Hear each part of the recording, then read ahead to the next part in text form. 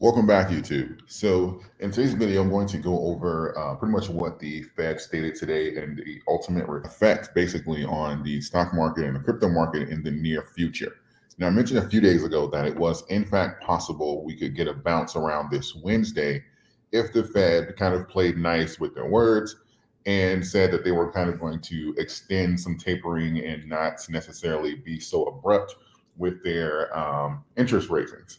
And of course, the opposite of that would be if they doubled down, then of course, the market would resume the panic that it had a week ago and we'd start our downward spiral again. And he pretty much doubled down and gave his reasons for that. And as I said a few days ago, the Fed's job is not necessarily to make sure that everybody gets rich in the stock market and that everybody's stock and their crypto does 10x. That's not why the Fed exists.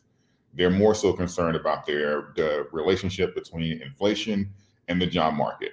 And inflation is out of control and there are a lot of jobs. So basically they're saying that there's room for a significant rate hike without affecting the job market. That was the first red flag that gave me the idea that, okay, we are definitely going to continue further into this correction. The second one was that he said that the supply restrictions, deficits and stuff that we have, he doesn't even expect them to be like resolved this year. He expects them to go into 2023.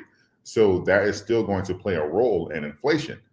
The third thing he also said was when asked about pretty much like the state of inflation, how things are going, he pretty much said month to month or month to date that inflation is in fact worse right now than it was in the December meeting, pretty much stating that this is very progressive and they intend to get control of this relatively quickly. What does this mean in a nutshell? It means that they have a lot of reasons to remove the money from the market and to do so aggressively to gain control of the inflation, and they believe they have the room to do so.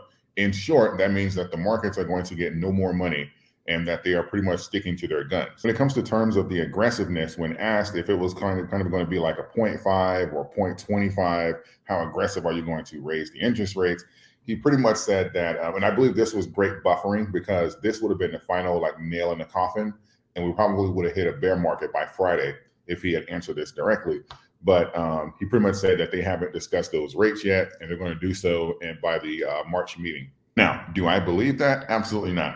There's no reason for me to believe that they've had meetings and ran these numbers, and now there's some type of mystery rate out there that they don't know yet, or at least have an idea of a range.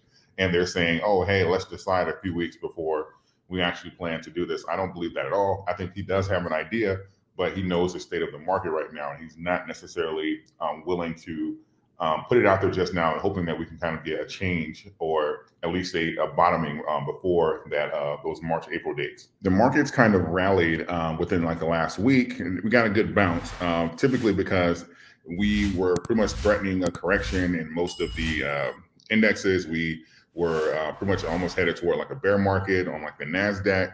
And people said that, it was the thought that, okay, well, there's no way he's going to come out and double down on this when he sees the reaction of the market. Therefore, the overall effect or this negative news must be baked into the market already. We found out that today that is in fact not the case. And my biggest thing is if you have a market that has been pumped up very aggressively to the tune of over 100 billion a month for the last year or so, and 8% correction, and most of them 14% correction, and like the NASDAQ and stuff like that, doesn't negate to the potential of, well, pretty much the removal of that money or that comfort level of the injections in the market. These markets, technically based off of history, these markets, when we have this type of correction and this type of bounce back, we're due for at least a 20% correction. And we're pretty much guaranteed based off of history. It's not even a correction because at 20%, that's a bear market. Based off of history, the last two times this has happened, which was the Great Depression and the dot-com bubble, and we talked about the dot-com bubble a few weeks ago, it's pretty much guaranteed to go into a bear market. These are the only two times we've had these types of numbers, and each time it went into a bear market. So based off of history, technically this is guaranteed. This is why I made the video stating that, okay, if you're going to average down, give yourself an opportunity to really try and catch the bottom versus just going all in and saying that, 5% dip or 8% dip, it's a dip. it is dipped by definition, but you may be missing out on even greater opportunities to increase coin count, increase your stock count, or just simply bring your DCA down. Historically, we are nowhere near the actual trajectories that this can potentially dip. And also $100 billion a month is really aggressive. And I don't think that an 8% decline represents the amount of money, or pretty much the numbers necessary to consider this fear kind of baked into the markets. That would put the most of these companies that at least are used for reference to the stability of the market or the overall health of the market. That would put most of those numbers to be heavily inflated. So that 20% to 50% correction historically sounds about right. Getting into crypto, what this typically means is, again, that the crypto is still considered a more riskier asset than the stock market. So technically speaking, the institutions, the heavy hitters in the market, they typically will extract money and get cash heavy and try and wait for a bottom or like some indicator saying that, oh, okay, this is a great time for them to pretty much buy the dip. So it's not necessarily because people will be like, oh, whales are rug pulling the market or they're trying to screw you. No, they're doing the exact same thing you're trying to do. They're trying to save their profits and buy the dip so that they can reap the rewards on the next bull run. They're trying to do the exact same thing. It's just that they have a lot of money. So when they take profits, that's when the dip keeps dipping. But we have to look at the facts of the matter. The facts of the matter is these institutions that are in like the S&P 500, these institutions that are heavily invested in Bitcoin and Ethereum, they are way in the green, like record-breaking profits. So when you say that, oh, okay, well, we're going to raise rates and do some tightening here, they're like, okay, well, let me take profit out of these coins, out of these stocks, and at a consolidation point, we'll re-enter the market. But they're not going to stick around and say, oh, well, we know that historically these coins can fall 50% like it's nothing, and they're going to just sit there and ride that down. No, that's stupid. The same reason why, if you are, especially when people say that, buy the dip or diamond hands and stuff like that, that typically is from a point when you're building wealth. If you're already wealthy, there's no reason for you to take that risk or to start riding waves up and down. You come into the market and you exit the market. So that is where those two strategies kind of differ. These institutions, they are not going to diamond hand it through a market when you're already wealthy. You're pretty much risking unnecessary profit. So do I think that Jerome Powell has no idea of those interest rates? I don't believe that, but I do believe that he is strongly convicted that the fact that there are so many job openings and inflation is so high that if they did do some tightening, there still would be enough room to have enough jobs for everybody to be employed and get control of that inflation. So I do believe that unless we have something crazy happen, we're probably looking at a 0.5 around like March, April when that tightening comes around.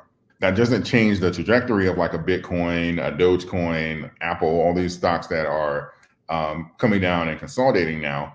This just pretty much presents an opportunity for you to bring your DCA down or increase your stock count. This is literally what this does. This doesn't affect the long-term value of these companies. The companies with their competitive advantages, leadership, utility, community, these are the ones that are going to survive. So again, this is great opportunities coming up here in the near future. And if you know how to place puts, this is going to be a great time to be alive because you're going to make a fortune. Again, I do believe we will see another bounce probably within the next few weeks or so. We'll probably see another bounce, but we're going to, based off of this news, it looks like we're going to test some of these resistance levels that we have for Bitcoin, Ethereum, Dogecoin. It looks like we're going to test some of those. I'm going to look at some of the numbers here because you can look at what happened today pretty much while he was talking, and you could see like the SPY started dipping, Bitcoin started dipping, like Doge, everything was just like literally dipping when he said that inflation was more aggressive this month than last month. So we are still pretty much on a runaway train. And again, you can't get mad at the Fed or say that, the Fed is screwing us, because if you have runaway inflation, what really does your gains matter in the market? Because there are very few people that have enough money in their portfolio to outrun runaway inflation. So, and again, that's not the Fed's job to make sure that everybody does 10x on their portfolio. So with Doge here, we're still pretty much consolidating around here. We had a little rally to like around like 15 cents, but then we got a pretty decent rejection here. So we're back at around like 14.08. Bitcoin definitely started sliding today, obviously, because it's heavily institutional.